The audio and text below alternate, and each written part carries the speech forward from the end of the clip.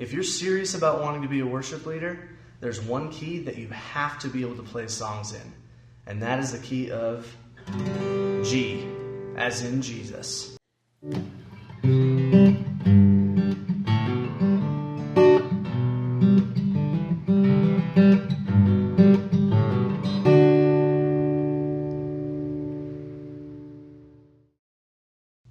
The key of G is a favorite for me to play songs in, as well as a lot of worship leaders, mostly because it's really easy.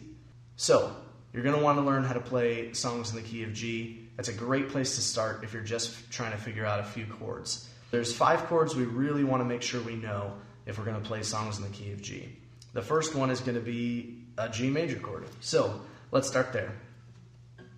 We're going to play all 6 strings for a G major chord.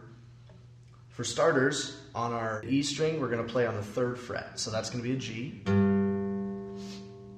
1 string below that, you're going to play the 2nd fret. That's a B. Together. And then you're going to have 3 completely open strings, which is your D string, your G string, and your B string. And then on the bottom string, or your E string, you're going to play the 3rd fret again, which is another G. So altogether, it sounds like that. Now when you're first learning, sometimes this ring finger going on that 3rd fret can be a little bit uncomfortable. I know for me when I was learning how, it just felt like I had to stretch it forever in order to get it back there. But in time you'll find that just keep practicing, because your fingers kind of stretch out and do weird things that they weren't able to do in the past. Also, a lot of times when you're first playing, it's hard to get these 2 fingers to cooperate because they're so close to each other. I know a lot of times if you're getting this G on the low E string, you're accidentally muting the A string, which is playing a B. So keep practicing it. Eventually you'll get it and it'll become second nature to you. So I know it might be hard at first, but go ahead and keep practicing it. You'll get it, all right? The second chord we want to learn in the key of G is a C major. So this one is only 5 strings. You're not going to play this low E string at all. So starting on the A string, you're going to play your 3rd fret. That's a C. Going down a string, and it's best to do that with your ring finger. Then using your middle finger, you'll play on the D string 2nd fret. So that's going to be an E. Then you have an open string for the G. Your 2nd to bottom string, which is your B string, is going to play on the 1st fret. That's another C. And then your E string on the bottom is open. So altogether, that's a C major chord. Same thing goes as with the G chord. A lot of times, because you're fretting 2 strings right next to each other with 2 fingers, you have a habit of accidentally muting one of the strings, or it's just uncomfortable. Keep practicing it, you'll get it in time. So, we've got the C down. Keep practicing it. Practice going from G to C, G to C, G to C. If you keep doing that over and over again, you'll find that your finger placement gets better, your hand gets a little bit more comfortable stretching in those weird ways, and you just get better at it. Also, you're going to find going from G to C is something that happens a lot in songs. The next chord we need to learn is a D major. So a D major is just your bottom 4 strings. So your D string, or the 3rd string down, is going to be open. You aren't doing anything there. On the G string, which is your 3rd string from the bottom, you're playing your 2nd fret. So that's an A. On the B string, the 2nd from the bottom, you're playing your 3rd fret. So there you go, 3rd fret on the B string. That one's another D. And then on the lowest string, your E string, that is going to be the 2nd fret, an F sharp. So altogether, your bottom 4 strings, so that's open, 2nd fret, 3rd fret, 2nd fret. Just the bottom 4 strings. So you've got the 1, the 4, and the 5, the G major, the C major, and the D major. Now let's throw in a couple of minor chords.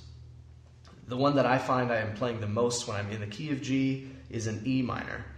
You'll love an E minor because this one is as easy as it gets. 2 fingers, they're right next to each other, they're both on the 2nd fret. So on your A string and your D string, you're putting both of them on the 2nd fret. And this one's all 6 strings, so you start off with a low E, open, and then you've got 2nd fret on the A string playing a B, 2nd fret on the D string playing an E, and then open G, B, E. That's an E minor. So all together, so open, 2nd fret, open, open, open. And that is a minor 6 chord. We'll get into more on that on another video. But that's an E minor. And there's one other chord that you'll see every once in a while. This next one is not going to be super common. It actually sounds great in a chord progression when someone uses it, and that's going to be the minor 2. Again, we'll get into details on what that is in another video, but that's an A minor chord. I found this one to be a pretty comfortable position when I was learning. This is a lot like a C major chord, except your index finger moves to the G string. So it's only 5 strings, just like the C chord. You start off with an open A string. You're not playing the E. Open A string, and then you've got the 2nd fret on the D string playing an E, 2nd fret on the G string playing an A, 1st fret on the B string playing a C, and then an open E. So there's just 1 finger difference between A minor and a C major. That's because A minor is the relative minor of C major. Again, I'm jumping way ahead, but they're similar. That's all you need to know for now. So for an A minor, again, we had open, and we had 2nd fret, 1st fret, and open on the bottom E string. A minor. There's one other chord that you will almost never see in the key of G. Maybe if you're doing Christmas music or something, but that would be a minor 3 chord, which is a B minor. It's not even worth going into it because you'll probably never see it. So in the key of G major, we have a G, a C, a D, an E minor, and an A minor. Now, if you're with me so far, if you've practiced those chords and you think you're feeling good, I've got a cheat. And when I say it's a cheat, it's a really well-used cheat. It's kind of a cheat that everybody uses. More specifically, it's something that Chris Tomlin and Nat Redmond do 99% of the time they play guitar. So if it's good enough for Chris Tomlin, then it should be good enough for you. The way that we're going to cheat is what I call the Chris Tomlin clamp. And that's that we're going to put down our ring finger and our pinky finger on the bottom 2 strings, and we're just going to leave them there the entire time. We might lift the pinky a little bit if we're playing a D chord, and I guess if we're playing an A minor, which you don't play in every song, then maybe we'd lift him up. But the Chris Tomlin clamp is the 3rd fret on the bottom 2 strings with your ring finger and your pinky finger. And then you're just moving these 2 fingers around to make all the other chords. So, it makes transitioning between chords a lot easier. When you're learning, that can be even better because there's less fingers to move around, and all the shapes are very similar. So, let's look at that a little bit. If we're doing the Chris Tomlin clamp, now we're just going to slide this on here. These 2 fingers didn't move from our original position. And it's still a G chord. Technically, you have a D instead of a B right there, but both of those function within the chord. And frankly, I think it sounds really good. So we have a G major like that. Now when we want to go to the C, we're just going to slide down a single string. We're not going to play the E string still, so we're just going to play the bottom 5 strings just like we did before for the C. We're just using different fingers for these 2 notes. So it's still 3rd fret and 2nd fret, then we have open, and then of course we've got 3rd fret on the bottom because we're doing that for everything. So there we've got a C. And again, has a really nice, pretty quality to it, with those couple of notes ringing on the top. Okay, now we're going to go to the D chord. Here, we actually don't need both of these fingers. We're just going to use one of them. And we've got a D. Now, technically, this is a D suspended. A lot of times when I'm playing this, if I'm being honest, I do get rid of my cheaty pinky, and I'll do a little bit of hammer-ons and pull-offs there. You can do that to taste. You can also just play your D like that. For the E minor, you're actually holding down more strings than before. I guess in a way, this makes the E minor more difficult. But if you're already clamping these two down, then all you're doing is putting these two fingers down. Now you've got an E minor. So same two spots as before. We've got 2nd fret and 2nd fret on your A string and your D string. So open, 2nd, 2nd, open, 3rd, 3rd. And I know this is a lot more difficult of an E minor than it was when we just did it like this. But I want you to think about something.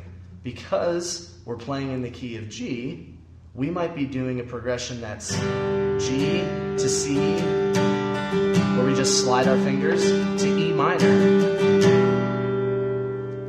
So even though it's a more difficult hand position in its own right, because you're just moving those fingers around from G to C to E minor, there's a very little movement going on. So it's really easy to transition between chords. That's what I love about playing this cheater way, where you clamp your two fingers down, because most of the positions are almost the same. 3 out of the 5 chords we played, you're just barely sliding your hand around at all. Okay, the last chord, A minor, we play the same way. If I'm guessing, I would say 25 to 30% of songs in the key of G have an A minor in them. So a lot of times, you're not going to need to do that. You'll be able to keep these two fingers locked and loaded right there, just like Chris Tomlin. So, all together, we've got a G, a C, a D major, an E minor, and then every once in a while, an A minor.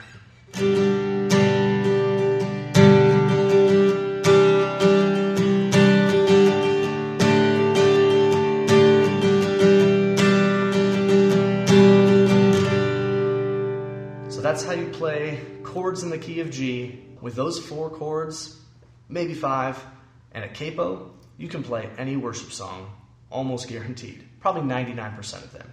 So, if it feels weird right now because your fingers need to stretch out, or you're muting strings when you're playing, just stick with it.